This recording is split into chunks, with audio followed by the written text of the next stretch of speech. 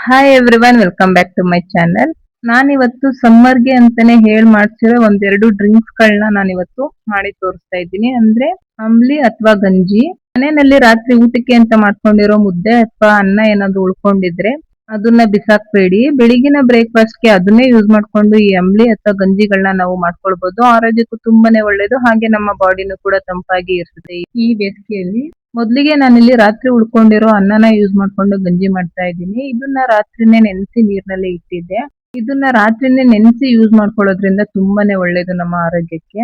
ಇವಾಗ ಒಂದು ಮಿಕ್ಸಿ ಜಾರ್ಗೆ ನೆನೆಸಿಟ್ಕೊಂಡಿರೋ ಅನ್ನ, ಸ್ವಲ್ಪ ಹಸಿಮೆಣಸಿನಕಾಯಿ, ಹಾಗೆ ಸ್ವಲ್ಪ ಜೀರಿಗೆ, ರುಚಿಗೆ ಬೇಕಾದಷ್ಟು ಉಪ್ಪು, ಮತ್ತೆ ಸ್ವಲ್ಪ ಶುಂಠಿ, ಹಾಗೆ ಅರ್ಧ ಬೌಲ್ ಆಗುವಷ್ಟು ಮೊಸರು, ಇಷ್ಟನ್ನು ಸೇರಿಸ್ಕೊಂಡು ಇದನ್ನ ನುಣ್ಣಗೆ ರುಬ್ಕೊಳ್ಬೇಕಾಗತ್ತೆ.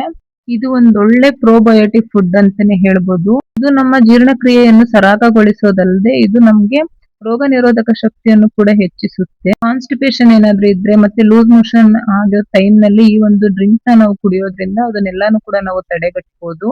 ಹಾಗೆ ಇದು ನಮ್ಮ ವೆಯ್ಟ್ ಲಾಸ್ಗೂ ಕೂಡ ಹೆಲ್ಪ್ ಮಾಡುತ್ತೆ, ಮತ್ತೆ ವೆಯ್ಟ್ ಮ್ಯಾನೇಜ್ ಮಾಡೋದಕ್ಕೂ ಕೂಡ ಇದು ತುಂಬಾನೇ ಹೆಲ್ಪ್ ಮಾಡುತ್ತೆ.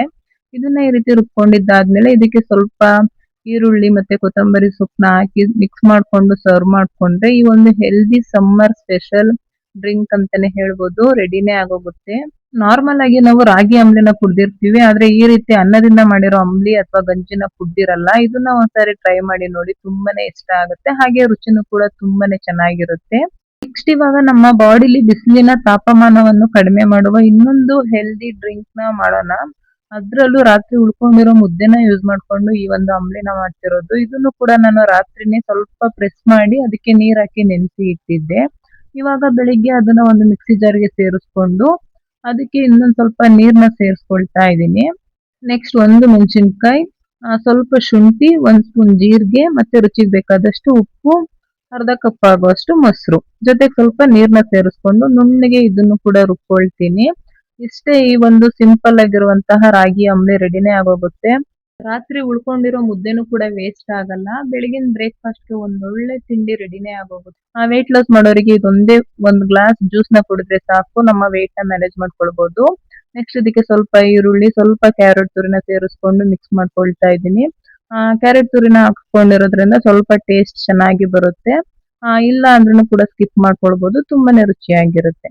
ಇವಾಗ ಇದನ್ನು ಒಂದು ಗ್ಲಾಸ್ಗೆ ಸರ್ವ್ ಮಾಡ್ಕೊಂಡು ಮೇಲೆ ಸ್ವಲ್ಪ ಈರುಳ್ಳಿ ಮತ್ತೆ ಕೊತ್ತಂಬರಿ ಸೊಪ್ಪನ್ನ ಹಾಕಿ ಮಿಕ್ಸ್ ಮಾಡಿ ಕೊಟ್ರೆ ಈ ಒಂದು ಹೆಲ್ದಿ ರಾಗಿ ಅಂಬ್ಲಿ ರೆಡಿನೇ ಆಗೋಗುತ್ತೆ. ಇವತ್ತಿನ ಈ ಎರಡು ರೆಸಿಪಿಗಳು ನಮ್ಗೆ ಒಂದೊಳ್ಳೆ ಪ್ರೋಬಯೋಟಿಕ್ ಫುಡ್ ಅಂತಾನೆ ಹೇಳ್ಬೋದು. ಮಿಸ್ ಮಾಡಬೇಡಿ, ಒಂದ್ಸರಿ ಟ್ರೈ ಮಾಡಿ ನೋಡಿ, ಇದರಿಂದ ನಿಮ್ಗೆ ತುಂಬಾನೇ ಹೆಲ್ತ್ ಬೆನಿಫಿಟ್ಸ್ ಗಳು ಇವೆ.